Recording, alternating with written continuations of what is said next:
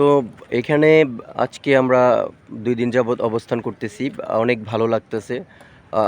পর্যটক তুলনামূলক একটু কম, কারণ হচ্ছে একটু আগে বৃষ্টি হয়ে গেছে। ওই পাশে ভারতের শহরটা দেখা যাচ্ছে। তো অনেক সুন্দর একটি প্লেস। মেঘালয় সবকিছু মিলিয়ে আসলে ভালো লাগার মতো একটি পরিবেশ। দেখতে পাচ্ছেন আজকে জাফলংয়ের যেই আবহাওয়াটা, এখানে অনেক সুন্দর একটি পরিষ্কার আবহাওয়া আসছে। তো এখানে দেখতে পাচ্ছেন যে ওই পাশে ভারতের যেই পাহাড় এবং মেঘালয়, মেঘগুলো পাহাড়ের সাথে মিশে একাকার হয়ে গেছে। আমি একটু ঝুম টান দিয়ে দেখাচ্ছি। পাহাড়ের সাথে মেঘগুলো মিশে গেছে, আকাশের মেঘগুলো নেমে এসেছে পাহাড়ে, যেন অপরূপ এক সৌন্দর্য ছবির দৃশ্য। অনেক সুন্দর ভিউ, এত সুন্দর একটি লোকেশন জাফলংয়ের এই সিলেটের এই জাফলংয়ে। তো আসলে অসাধারণ একটি প্লেস, যেখানে আসলে মনটা জুড়িয়ে যাওয়ার মতো। আজকে আমরা এখানে বিকেলবেলা পর্যন্ত আছি। আমরা বিকেলবেলায় চলে যাব হচ্ছে আমাদের টাঙ্গাইলের উদ্দেশ্যে। সবাই টাঙ্গাইল থেকে আসছি। তো আজকে যাবত ২ দিন হচ্ছে আমরা এখানে অবস্থান করতেছি। এখন চলে যাচ্ছি সাদা পাথরের কাছে নিচে। তো আমরা যাব সাদা পাথরগুলো দেখতে কেমন দেখায়। আমরা আস্তে আস্তে সিঁড়ির ধাপ পেরিয়ে নিচে চলে যাচ্ছি বন্ধুরা। সবাই দেখতে পাচ্ছেন অনেক সুন্দর সুন্দর স্টল।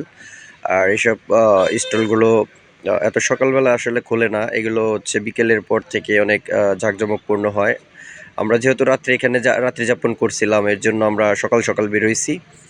তো পর্যটক যারা আসবে তারা আসার পরে বিকেলবেলা এখানে রমরমা একটা কোলাহল সৃষ্টি হয় এবং এখানে বেচা কেনা শুরু হয়।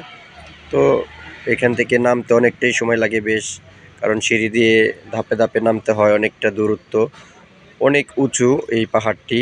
তো আমরা যেটায় নামতেছি, দেখতে পাচ্ছেন এখন আমরা নিচে নেমে এসেছি পাথরের রাজ্যে। তো পাথরগুলো দেখা যাচ্ছে অনেক সুন্দর সুন্দর পাথর।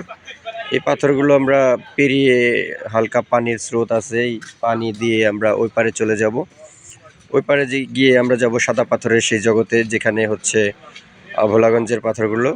তো 0 পয়েন্টে এখান দিয়ে যায় কিছু কিছু পাথর সামনে আমাদের ছড়ে ছিটিয়ে আছে, দেখতে পাচ্ছেন বন্ধুরা। আমরা এখানে পাথরগুলো দেখাচ্ছি এবং পাথরের উপরে আরেকটু স্রোতের মতো পানি আসতেছে, ঝর্ণার পানি। তো সেখান দিয়ে বয়ে যাচ্ছে। আমরা আস্তে আস্তে এই পানিটা পার হয়ে আরও সামনের দিকে এগোতেই দেখতে পারবেন যে কত সুন্দর পাথর। সো আসলে এক কথা এটা পাথরের রাজ্য বলা চলে। দেখতে পাচ্ছেন সামনে অনেকগুলো পাথর। আসলে আমি বলছিলাম আগেই যে সামনে যতই যাব ততই পাথরের রাজ্যে পৌঁছে যাব। পাথর আর পাথর, সাদা পাথর। তো আমরা সামনে এগোচ্ছি, দেখতে পাচ্ছেন যে সামনে ওই পাশে যে পাহাড়গুলো দেখতে পাচ্ছেন ওটা হচ্ছে ভারতের সীমানা। আর পাথরগুলো যে পর্যন্ত সীমা রেখা দেখা যাচ্ছে এটা হচ্ছে বাংলাদেশের বর্ডার। ওই যে পাথরের যে পাশেই আপনার হচ্ছে গাছের যেই পাহাড়গুলো দেখতে পাচ্ছেন এগুলোই হচ্ছে ভারত। তো সামনে আমরা যত এগোচ্ছি ততই পাথরের কাছে চলে যাচ্ছি। পাথরগুলো দেখতে বেশ সুন্দর লাগতেছে। এখানে খোলা পরিবেশে, মুক্ত আকাশের নিচে, মনোরম পরিবেশে আসলে সত্যি ভালো লাগতেছে।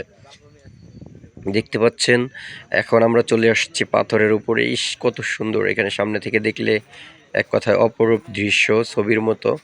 তো যত দেখি ততই আসলে এখানকার মায়ায় পড়ে যাই। প্রকৃতির সৌন্দর্য এতটা সুন্দর হয় সেটা সামনে থেকে না দেখলে বোঝা যায় না। বন্ধুরা যারা এখনো আসেননি তারা একবার হলেও ঘুরে যাবেন জাফলংয়ের এই 0 পয়েন্ট। ধন্যবাদ সবাই।